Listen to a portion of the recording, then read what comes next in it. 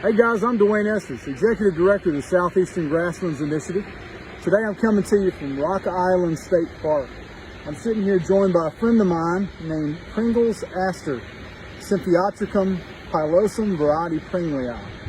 What's interesting about this is that I'm in a rare type of grassland ecosystem, actually one that is undescribed by scientists, and it's called a Limestone Riverscour Glade. And here at Rock Island, along the banks of the Camry Fork River, we have a series of rapids that drop down and waterfalls here. You've got a big extensive area of cherty limestone that forms a pavement. And in the joints of the pavement here, you can see these nice, big, impressive clumps of grasses like big bluestem, and there's little bluestem, lots of other cool grasses.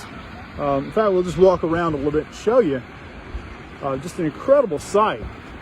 There's actually some open wet seeps up here where there are pools of water. Across the river on the other side, you even find some seepage fins at the base of that bluff, and there's beavers that live in some of the pools that are about 2 to 3 feet deep over there on the water surface. There's white prairie clover over there. We have endangered rock grape that's found here. Just a whole suite of rare plants. In fact, I'd say that here at the Great Falls of the Camry Fork River at Rock Island State Park is probably one of the largest concentrations of rare, threatened, and endangered plants of anywhere in the state of Tennessee. It's a really unique scour grassland ecosystem. And a lot of people say, well, why do you call that a grassland? All I see is a bunch of rock. Well, that's true, but in the joints between the rock, where their vegetation can grow, the aspect dominant, the thing that looks visually dominant, are the grasses like the big bluestem. But scattered amongst it are various types of small saplings and vines. Some of them are pretty common and weedy, things like trumpet creeper vine, you see kind of yellow-green there. But then some are highly conservative, or even narrowly endemic species that grow nowhere else in the world or nowhere else in the region. Like Pringle's Aster right here in flower, being the only site in all of Tennessee. You'll find things like Carolina willow and the eastern sycamore as sort of small saplings, or the black willow tree right there. But as evidenced by this log and the various pieces of driftwood here, you can tell then this area, even though we're probably about 25 feet above the river, 30 feet above the river, this area does get some pretty incredible floods that raise this water up and keep this area scoured.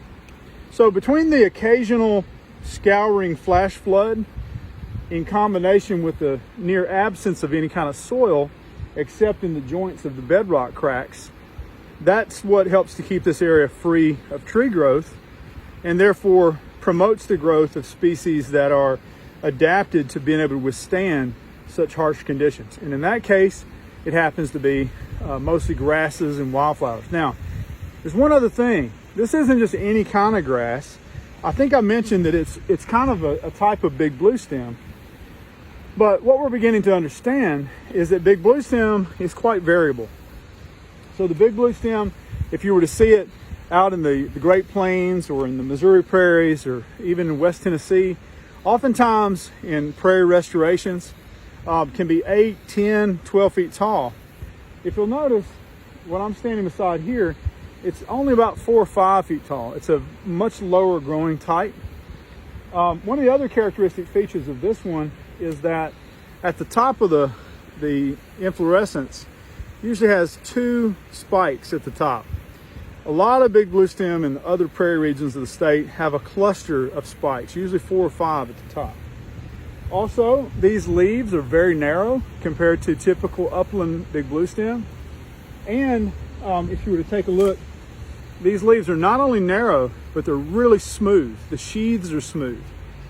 When you take all that into consideration, and then you take into consideration, if you were to look at the very fine technical features of the hairs and the veins on the fertile parts of these spikelets, you see they also differ microscopically or under a microscope. They differ from typical big bluestem. So this is appearing to be what some botanists would consider to be a totally separate species of big bluestem. And it just does not yet have a name. It has not been formally described. Now, these Riverscour grasslands are also subject to invasion by non-native species.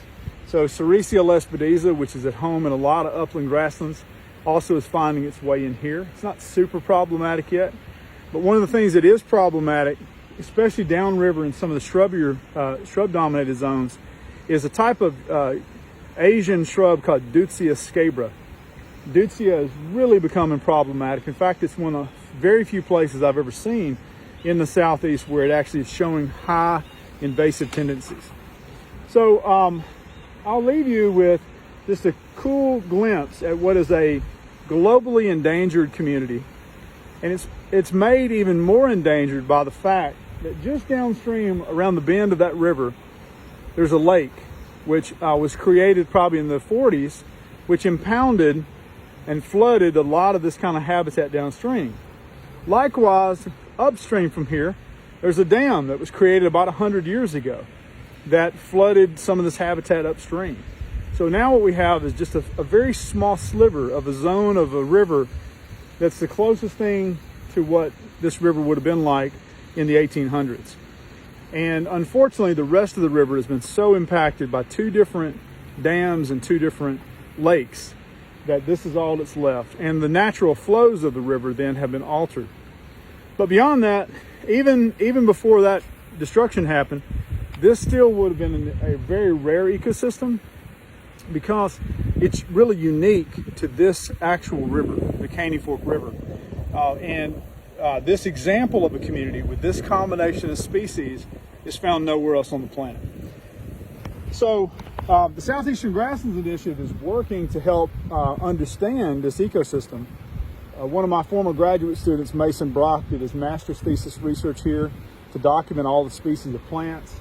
We're in the process of collecting some vegetation plot data from these sites as well. And so all that is helping to inform the conservation of these lands, which are now part and managed by the Tennessee State Park System here at Rock Island State Park. So with that, I really appreciate your time. Thanks for tuning in to a Limestone Riverscour Glade here in Warren and White County, Tennessee. Thank you guys.